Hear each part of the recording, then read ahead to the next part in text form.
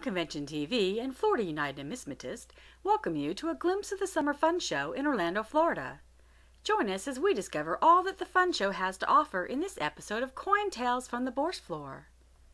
What is exonumia? F.U.N Convention TV hit the Fun Show Bourse Floor to pose this question to Mr. Paul Cunningham of Cunningham Exonumia. Mr. Cunningham, can you tell us a bit about exonumia and the difference between money, substitutes, tokens, medals, and ribbons? From a town in Illinois. Instead of paying money to get on this bus and take a ride, you have to buy the tokens ahead of time. You drop the tokens in the fare box to get your ride. Some other examples of tokens. In the amusement parlors from recent years, people would go in and play the games, and they would use tokens to start the game. Drop the token in the machine and get your game. Nowadays, with all the electronic devices, people play games on their own machines, and they don't have to use tokens for that or things. There were tokens used, for example, in Texas and New Mexico. For sheep shearers, they would shear a sheep of his wool, and the overseer would give the worker a token, and the token then would be redeemed cash. There's no use of money that way, money substitute. During the Civil War, this is one of my favorite areas. During the Civil War, tokens were used because all of the good money, the good hard money, left circulation. Gresham's law covers that. It said bad money dries out good money, so people were counterfeiting money. But also the Civil War tokens came into use. They were small copper tokens, the size of a copper cent, and they were used just like the modern day pennies, the modern day then being in the 1860s. These tokens fill the purpose. They allow people to make change for small purchases. As it turns out, about 10,000 different Civil War tokens are known. These are all highly collectible. There's a national group, the Civil War Token Society, that specializes in these, and hundreds of collectors enjoy these things. Another example of tokens being used instead of real money was during the financial problems in the 1830s. This is the time when hard times tokens were used. The hard times tokens were tokens about, well, smaller than this, smaller than the silver dollar. They were the size of the current large cents, the large cents of the day. And these served the purpose of being used for small purchases. So tokens are still being used in our everyday life. Some examples of things that aren't tokens exactly, but they use as money substitutes are casino chips. These are still used in Las Vegas, especially in virtually every other casino in the world.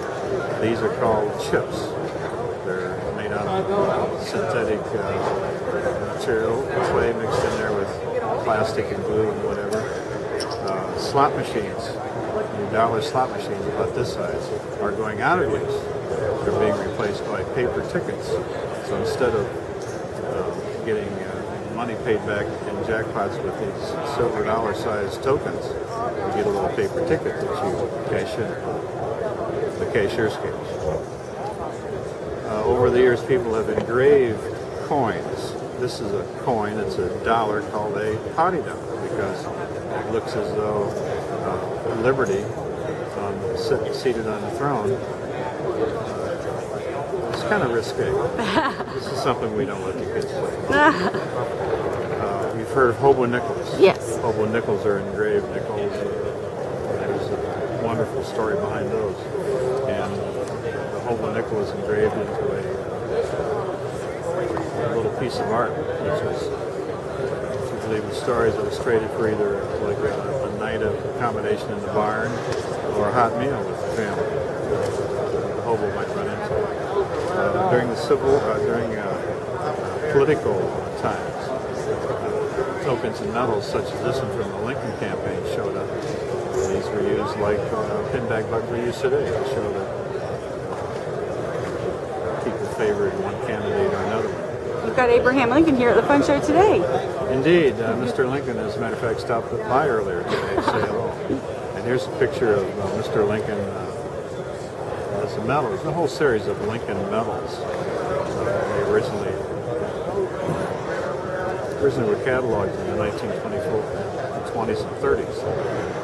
And the book is way out of date. And one of my projects is revising this Lincoln book. So we're going to have approximately 3,000 listings of tokens that picture Lincoln on coins, tokens, medals, ferrotypes such as this.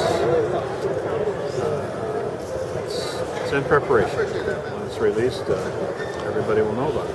If tokens are money substitutes, why are you selling ribbons? Something called go with. Ribbons kind of go with. Here's a ribbon, for example, from the Cunningham Exposition. Beautiful thing. And it's not painted either. It's not printed. It's actually woven. The machine weaves the design on it, tiny little threads. It's an amazing piece of work. You know, it's, like I say, if you collect the medals, you love the stuff that goes with it, like ribbons, like tickets. This is a entry ticket to the exposition, the Columbian Exposition. These are highly collectible these days. I didn't mention medals, or excuse me, not medals, plaques. Here's a medium-sized Lincoln plaque from 1909, 1911, Lincoln Centennial, birth centennial. These come in all different sizes. Victor David Brenner designed the Lincoln cent based on one of his famous plaques, which I have here. It's not at hand, unfortunately. Well, I appreciate you taking the time out of your busy day at the Fun Show to speak with Fun Convention TV. Thank you so much.